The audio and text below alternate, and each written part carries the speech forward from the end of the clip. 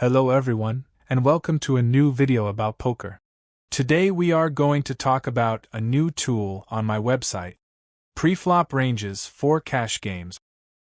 Let's click it to take a look. This is the quickest and easiest way to master your preflop game. First of all, we have to decide on the size of the table. We can choose between 6 and 9 players. Let's take a quick tour of the interface. On the left, we have the effective stack. In cash games, an effective stack of 100 big blinds is considered the standard baseline for balanced play. Next, we have hero's position at the table. Because this is a 9 max table, 9 positions are available. Clicking the settings icon lets you change the table size and update the positions.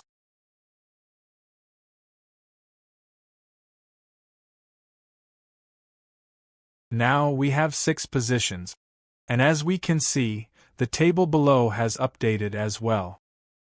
Position order begins with the first player to act, UTG or under the gun. And it ends with the big blind, the last player to act preflop.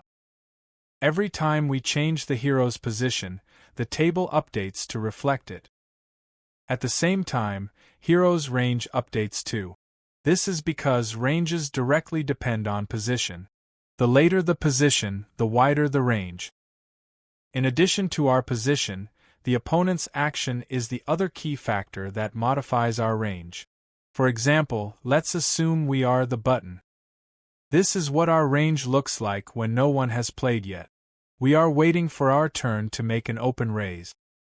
However, the cutoff decides to open raise before us. Now, our range has changed. We have to decide whether to 3-bet, call, or fold. If we click on a hand in the range, for example, a pair of 8, we can see all its details, including every possible combination of this hand. With pocket 8s, we 3-bet 48% of the time, call 30%, and fold the remaining 22%. Let's assume we decide to make a 3-bet, betting 7.5 big blind. Then, the small blind does a cold 4-bet. And the cutoff, the open raiser, folds. It is our turn again, and our range has been updated. Our options are all-in, 5-bet, call, or fold. We can toggle these options on or off to filter what shows up in the range.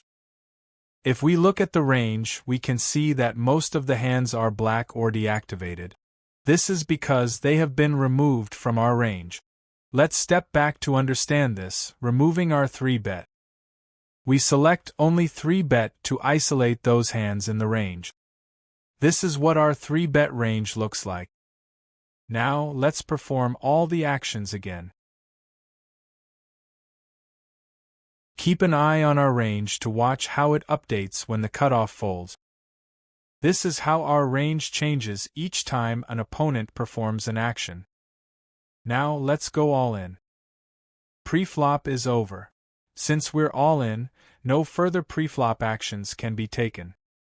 To wrap up, let's review the final section, hand log. Here we can find all the actions that took place during the hand. From the very start of the hand, where we are sitting at the table. The chronological history of all player actions, all the way through the end of the preflop. I will end this brief overview here, to avoid letting it drag on too long.